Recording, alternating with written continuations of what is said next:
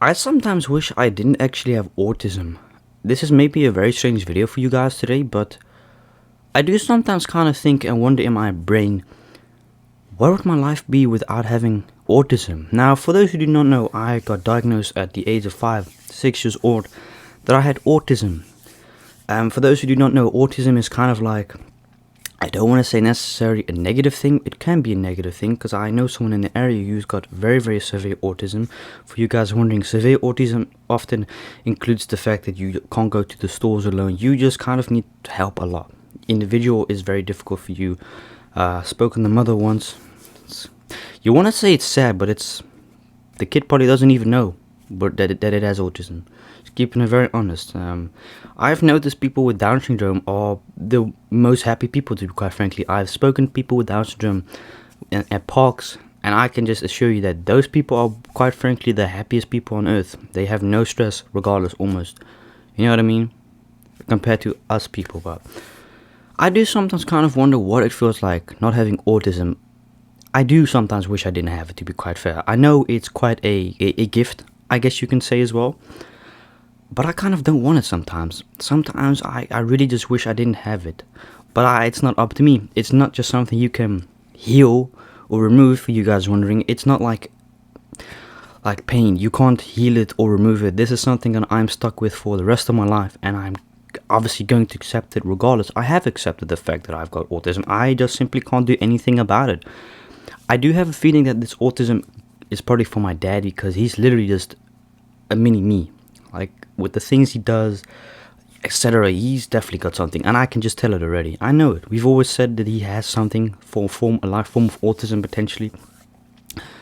But definitely let me know down in the comments, if you don't have autism, what does your life feel like? This is a very, very serious question, so I hope you can answer this. It doesn't matter if you write a whole paragraph.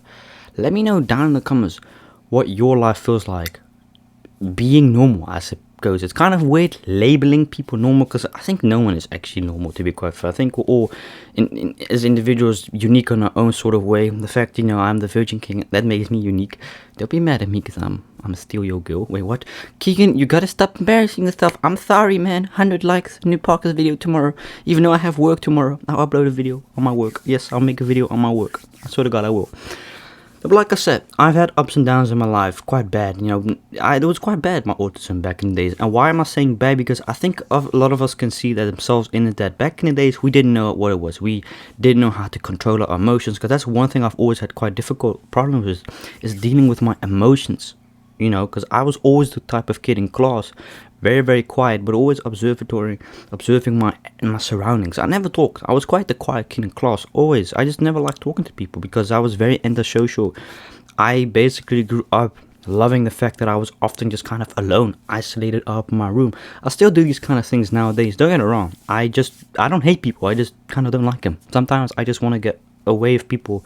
Main reason I also bought my little crib yesterday. I don't think I actually mentioned it in the podcast video yesterday, but that's also kind of a reason, one of the many reasons why I also bought my own place, just so I can have peace and not have someone every time I walk outside say hey. That can get kind of, it can get too much for me sometimes. Like 3 weeks ago,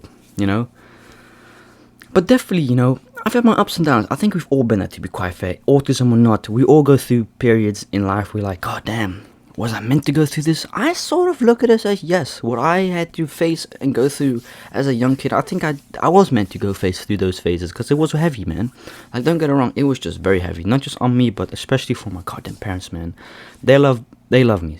And I know this for a fact, they know they got my love and support, 100% always. Whatever happens to them, I always be there for them. Even though sometimes, just going to keep it very honest, we do argue. That's quite normal. I do believe that in a good relationship, arguing is kind of normal. Unless it comes to physical, that's not a thing. We don't do those kind of things. But word-wise, exchange, yes. I try to keep it as respectful as I can, because at the end of the day, this is my mother who gave birth to me. Can't be being disrespectful to my mom.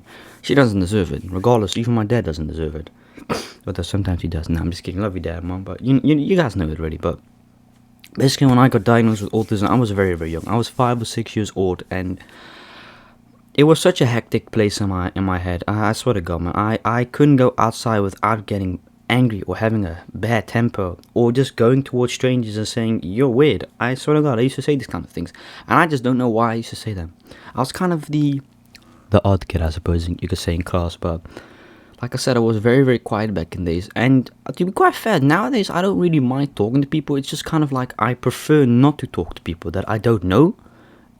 I just don't care as well, because I like to be alone, and I've accepted the fact that I am someone, I guess, that has just got difficulties with making friends as well. Not just because I believe of my autism, but also because I'm just very, very stubborn, and I'm quite smart, I think. Because you have to realize, man, as much as it sucks to say as a YouTuber, I've got to be honest here and say, the fact that I've got three, I don't want to sound cocky, but I guess you can say successful channels. I've had a very, very good career for the past 4 years, going into my 5th year.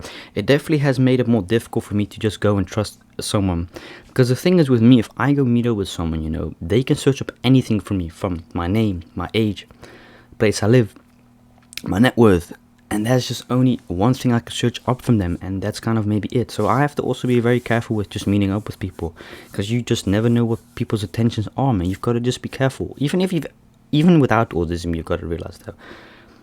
But it was always just quite a hectic time for me back in the days, man. As a kid, I even had to go to a psychiatrist, which helped me quite a lot. I'm just keeping it very, very honest. I needed someone to every Wednesday morning at 8:30.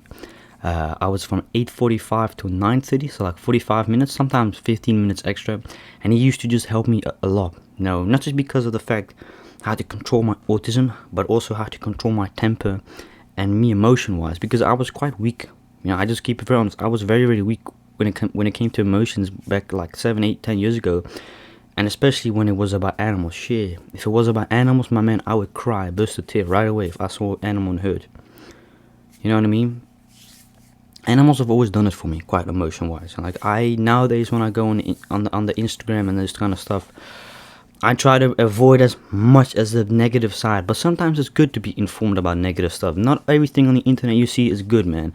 You gotta realize there's also a realistic side. I don't want to say mainly negative. I kind of believe that those sort of things you see on the Instagram, whether you like it or not, are quite informative, and that actually shows the reality on a platform, not those stupid 100% couple goals, perfect pictures. Nah, my man, that ain't reality. Get that out of your head. For those wondering, I don't post pictures on Instagram quite often. I think my last post was almost 3 months ago, because I'm just simply not a person who cares about likes that much. I don't care. My fans know that every day I update them on Snapchat, every day I update on YouTube, I update every day on my Instagram. I do this on stories, and I don't get driven by likes. I swear to God, I don't get driven by likes on Instagram. It just doesn't, I don't care. Same with Snapchat. My views, a year ago with 5,000 of a story, now I get between 1 and 3k story. Does it bother me? No, because that just shows that I have the loyal fans still there with me, which is quite important, man, to a YouTube career. You want the loyal ones sticking around.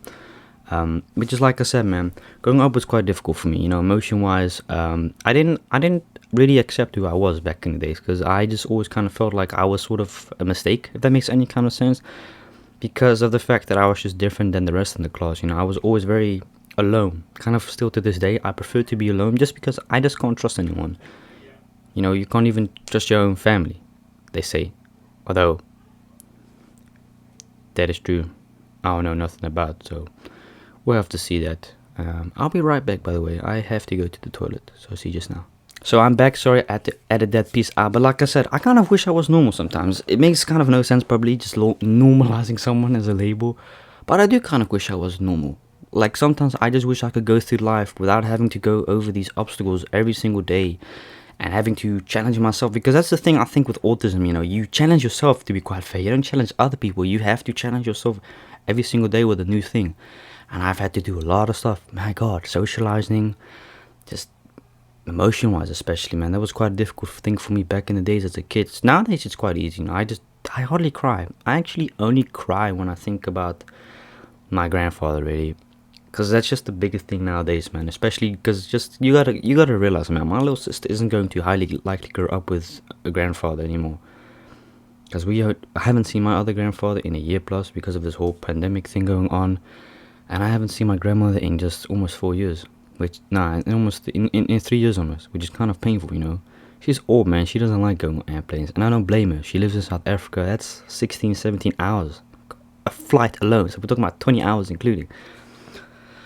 But as I said, right, I was always very quiet, and like I said, I just kind of wish I sometimes didn't have autism. I know this may sound kind of weird, but I really wish sometimes I didn't actually have autism and could just go for one day as a normal person. I've got no clue, as I said, I've got no clue what the day in the life of a normal person actually looks like. I just don't know, man.